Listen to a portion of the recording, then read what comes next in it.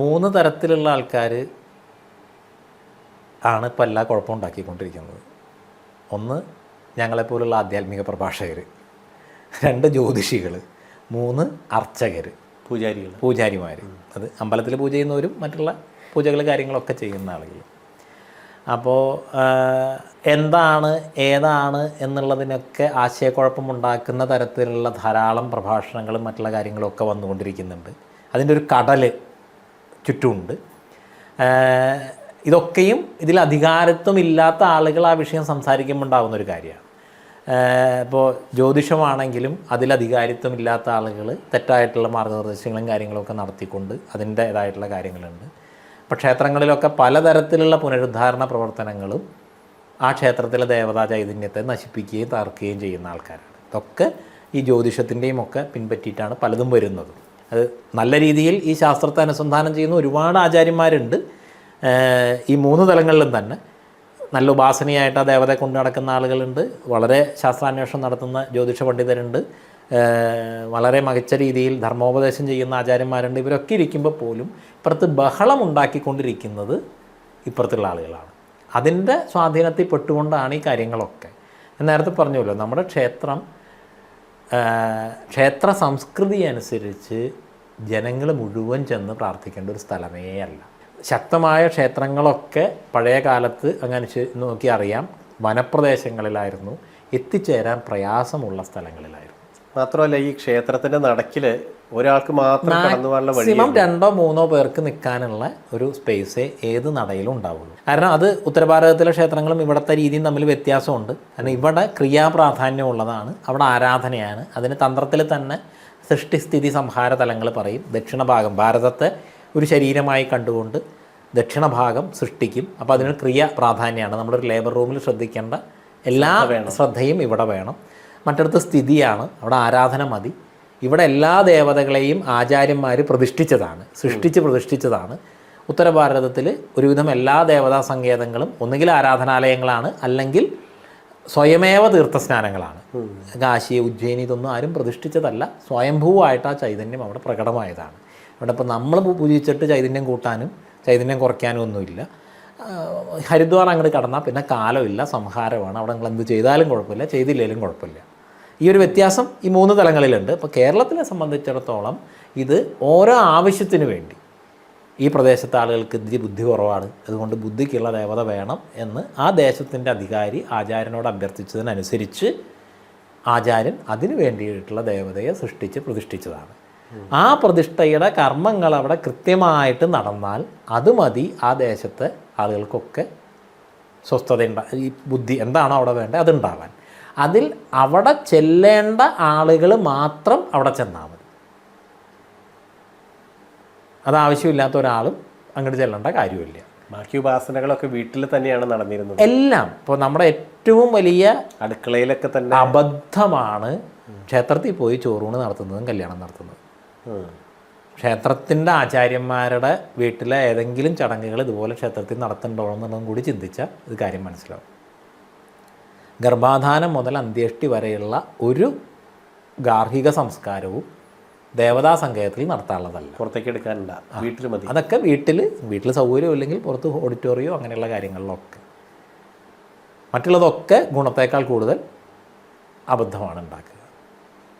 അപ്പം ഈ തിരക്ക് വരുന്നതിൻ്റെയൊക്കെ കാര്യം അപ്പം പല പല വിചാരങ്ങൾ കൊണ്ട്, അതായത് അസ്വസ്ഥതകൾ കൊണ്ട് നമ്മളവിടെ പുല, വാലായ്മ തുടങ്ങിയിട്ടുള്ള നിയമങ്ങളൊക്കെ വയ്ക്കുന്നത് ആ ദേവതാ സങ്കേതത്തിൽ വരുന്ന ആളുകൾ അത്രയും സ്വസ്ഥമായ മനസ്സോടുകൂടി, ഏകാഗ്രമായ മനസ്സോടുകൂടി എന്താണോ അവിടേക്ക് വേണ്ട സങ്കല്പം ആ സങ്കല്പം മാത്രമായിട്ട് വരണം എന്നാണ്. അപ്പോൾ വ്യത്യസ്തമായിട്ടുള്ള വികാരഭാവങ്ങളുള്ള പലതരത്തിലുള്ള ആളുകളുടെ തിക്കും തിരക്കും ബഹളവുമൊക്കെ ആ കേന്ദ്രത്വത്തിൻ്റെ ചൈതന്യത്തെ ക്ഷയിപ്പിക്കുകയുള്ളൂ. അപ്പോൾ നേരത്തെ അങ്ങ് പറഞ്ഞതുപോലെ ഇങ്ങനെ പല കാരണങ്ങൾ കൊണ്ട് ഇത്തരത്തിലുള്ള കാര്യങ്ങൾ വന്നു ചേരുമ്പോൾ അത് യഥാർത്ഥത്തിലുണ്ടാകുന്നത് അവിടുത്തെ ശക്തിയെ ക്ഷയിപ്പിക്കുകയാണ്. പക്ഷേ ഇന്ന് സാമൂഹികപരമായിട്ടുള്ള ഒരു വിഷയം എന്ന് പറയുന്നത് പഴയ കാലത്ത് രാജാക്കന്മാരാണ് അല്ലെങ്കിൽ അധികാരികളാണ് ഇത്തരം കേന്ദ്രങ്ങളെയൊക്കെ നിലനിർത്തിയിരുന്നത്. അപ്പോൾ പണ്ട് അധ്യാപകന് കുട്ടികളിൽ നിന്ന് പണം പിരിക്കേണ്ടിയിരുന്നില്ല വിദ്യ കൊടുക്കാൻ. അവർക്ക് വേണ്ട എല്ലാ കാര്യവും ആ ദേശം ചെയ്തു കൊടുക്കുമായിരുന്നു, അവിടുത്തെ അധികാരികൾ ചെയ്തു കൊടുക്കുമായിരുന്നു. വൈദ്യന് ചികിത്സ പണം വാങ്ങി ചെയ്യേണ്ടിയിരുന്നില്ല, കാരണം വൈദ്യന് വേണ്ട എല്ലാം വീടും മറ്റുള്ള കാര്യങ്ങളും എല്ലാ സൗകര്യങ്ങളും ആ ദേശം അല്ലെങ്കിൽ അവിടുത്തെ അധികാരികൾ ചെയ്തു കൊടുക്കുമായിരുന്നു. ഇന്ന് അതില്ലാതായപ്പോൾ ഇതൊക്കെ ചികിത്സയാണെങ്കിലും പഠനമാണെങ്കിലും ഒക്കെ ഫീസിൻ്റെ അടിസ്ഥാനത്തിലാകുന്നത് പോലെ തന്നെ ഇന്ന് വരുന്ന ഭക്തരുടെ സമർപ്പണം കൊണ്ടാണ് ക്ഷേത്രകാര്യങ്ങൾ നടന്നു പോകുന്നത്. അപ്പോൾ അതുകൊണ്ട് ആ ഒരു ഈ ദേശകാലം അനുസരിച്ചു കൊണ്ടുള്ള ക്ഷേത്രത്തിൻ്റെ ശുദ്ധിയും ചൈതന്യവും നിലനിർത്തിക്കൊണ്ടും എന്നാൽ ഭക്തർക്ക് കുറേ ഭക്തരുടെ വരവും കാര്യങ്ങൾക്കുമൊക്കെ വേണ്ടിയിട്ടുള്ള കുറേ അവസരങ്ങൾ ഉണ്ടാക്കിയും വേണം അത് ഇന്നത്തെ കാലത്ത് മുന്നോട്ട് കൊണ്ടുപോകാൻ പറ്റുള്ളൂ. നമ്മൾ ദൈവം എന്ന് പറയുമ്പോൾ നേരത്തെ പറഞ്ഞ പോലെയാണ്, അതായത് സെമറ്റിക് ദൈവമല്ല ദേവതയായിട്ടുള്ളത്. ദേവത നിധിയുടെ മുകളിൽ ഇരിക്കുന്ന ആളാണ്. ദേവതയുടെ പ്രതിഷ്ഠ തന്നെ നവരത്നങ്ങളും സ്വർണവും ഒക്കെ ചേർന്ന നിധി വെച്ചിട്ടാണ് കൊടിമരവും വിഗ്രഹവും ഒക്കെ പ്രതിഷ്ഠിക്കുക. അപ്പോൾ ആ ദേവതയ്ക്ക് അത്തരം ധാതുക്കളിൽ നിന്നുള്ള ഊർജവും അവിടെ ആവശ്യമാണ്. അപ്പോൾ ഇവിടെ 3 തരത്തിലുണ്ട്. ദൈവം വേറെയാണ്, ദേവത വേറെയാണ്, ഈശ്വരൻ വേറെയാണ്. ദൈവത്തിനും ഈശ്വരനും ഇതൊന്നും വേണ്ടെന്നല്ല, ഇതെല്ലാം അതാണ്. ഓക്കെ. അപ്പം ദൈവം എന്ന് പറഞ്ഞാൽ നമ്മളെ പ്രകാശിപ്പിക്കുന്നതൊക്കെ ദൈവമാണ്. ഞാനായിരിക്കുന്നതൊക്കെ എൻ്റെ ദൈവമാണ്. ഏറ്റവും പ്രാധാന്യമായിട്ട് എൻ്റെ അമ്മയാണ്, അത് കഴിഞ്ഞാൽ അച്ഛനാണ്, അത് കഴിഞ്ഞാൽ ഗുരുവാണ്. മാതാപിതാ ഗുരു ദൈവം എന്ന് പറയും. അതിലുമൊക്കെ ഉപരിയായിട്ട് ഇന്ന് വരെ ഞാൻ ചെയ്ത കർമ്മങ്ങളാണ് എൻ്റെ ദൈവം. അതാണ് എൻ്റെ തുറന്നുള്ള ജീവിതത്തെ നിർണ്ണയിക്കുന്നത്. അതുകൊണ്ട് ജ്യോതിഷത്തിൽ പറയുന്ന ആളുകൾ ബലിപുരുഷകാരോപി ദൈവമപ്പി അതിവർത്തത, പുരുഷ പ്രയത്നം കൊണ്ട് ദൈവത്തെ മറികടക്കാമെന്ന് പറയും. അത് ഏതെങ്കിലും മോശം കർമ്മങ്ങളുടെ ഫലം അനുഭവിക്കുന്നുണ്ടെങ്കിൽ സത്കർമ്മങ്ങൾ ചെയ്തുകൊണ്ട് ആ ഫലത്തെ അതിവർത്തിക്കാം എന്നുള്ളതുകൊണ്ട് അതാണ് ദൈവം എന്ന് പറയുന്നത്. പ്രപഞ്ചത്തിലും ശരീരത്തിലും ഇത് രണ്ടും ഒരേ കാര്യങ്ങൾ തന്നെയാണെന്നാണ് ആചാര്യന്മാർ പറഞ്ഞിരിക്കുന്നത്. പ്രപഞ്ചത്തിലുള്ള എല്ലാ ശക്തികളും ശരീരത്തിലുണ്ട്, ശരീരത്തിലുള്ള എല്ലാ ശക്തികളും തന്നെയാണ് പ്രപഞ്ചത്തിലുള്ളത്. ഗംഗയും ഹിമാലയവും കേദാരവും ഒക്കെ ഉള്ളിൽ നമുക്ക് കാണാൻ പറ്റും ശാസ്ത്രീയമായി തന്നെ. അപ്പോൾ ആ ശക്തികളെ തിരിച്ചറിഞ്ഞ് അതിനെ അനുഗ്രഹദായിയായി എങ്ങനെ പ്രവർത്തിപ്പിക്കാം എന്നുള്ള പദ്ധതി കണ്ടെത്തിയ ഋഷിമാർ അതിനു വേണ്ടിയിട്ടാണ് ആ എനർജികളെ ദേവതാരൂപമാക്കിയിട്ട് ഓരോരോ ക്ഷേത്രങ്ങളിൽ പ്രതിഷ്ഠിക്കുകയോ അല്ലെങ്കിൽ അതിൻ്റെ അനുഷ്ഠാന പദ്ധതികളിലൊക്കെ ന്യസിക്കുകയോ ചെയ്തിട്ടുള്ളത്. അപ്പോൾ ആ വഴിയിൽ നമ്മൾ ഉപാസിച്ചാൽ സാധാരണയിൽ കവിഞ്ഞ ബുദ്ധിശക്തി, മേധാശക്തി, ആരോഗ്യം, മാനസികാരോഗ്യം, ശാരീരികാരോഗ്യം ഒക്കെ നമുക്ക് കിട്ടും. അങ്ങനെയാണ് നേരത്തെ പറഞ്ഞ പുരാതന ഭാരതം ഈ സമ്പത്തും അറിവും ഒക്കെ ഉണ്ടാക്കിയത്. അതിന് ആധാരമായിട്ടുള്ള എനർജിയെ ഉപാസിച്ച് ആ എനർജിയുടെ പ്രഭാവം നമ്മിൽ വർദ്ധിപ്പിച്ചുകൊണ്ട് ഈ സമൃദ്ധിയെ സൃഷ്ടിച്ചു. അപ്പോൾ അങ്ങനെയുള്ള ദേവതകളാണ് ഈ ക്ഷേത്രങ്ങളിലുള്ളതൊക്കെ. മൂന്നാമത് ഈശ്വരൻ. ഈശ്വരൻ എല്ലാം ചേർന്നതാണ്. മുഴുവൻ പ്രപഞ്ചവുമാണ് ഈശ്വരൻ. നമ്മളും ആ ഈശ്വരനാണ്. ഈ പുല്ലും ഈശ്വരനാണ്, ചെടിയും ഈശ്വരനാണ്, എല്ലാം ഈശ്വരനാണ്.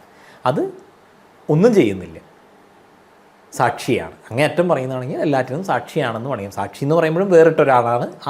ആ വ്യത്യാസം പോലും ഇല്ല. അപ്പോൾ ഈ ദേവതയെ സംബന്ധിച്ചിടത്തോളം ദേവതയ്ക്ക് ഭക്തിയല്ല, ശാസ്ത്രമാണ്. ആ ശാസ്ത്രത്തിനനുസരിച്ച് നമ്മൾ ചിന്തിച്ചാൽ പഴയ കാലത്തെ ആളുകൾക്ക് ഈ വിഷയത്തിൽ ഇതിനേക്കാൾ അറിവുണ്ടായിരുന്നു. പണ്ട് ഒരു സ്ഥലത്ത് കൊടിമരം വേണം എന്നുണ്ടെങ്കിൽ അന്ന് കൊടിമരം വയ്ക്കാൻ ഇന്നുള്ള ആളുകളെക്കാൾ കൂടുതലുള്ള കഴിവും ഉണ്ടായിരുന്നു. പണമായിട്ടാണെങ്കിലും മറ്റുള്ള സൗകര്യങ്ങളായിട്ടാണെങ്കിലും ഒക്കെ. അന്നത്തെ കാലത്ത് ഒരാളത് വേണ്ട എന്ന് നിശ്ചയിച്ചിട്ടുണ്ടെങ്കിൽ ഇന്നത് നമ്മളവിടെ കൊണ്ടുവയ്ക്കുന്നത് മറ്റാവശ്യങ്ങൾക്ക് വേണ്ടിയിട്ടാണ്.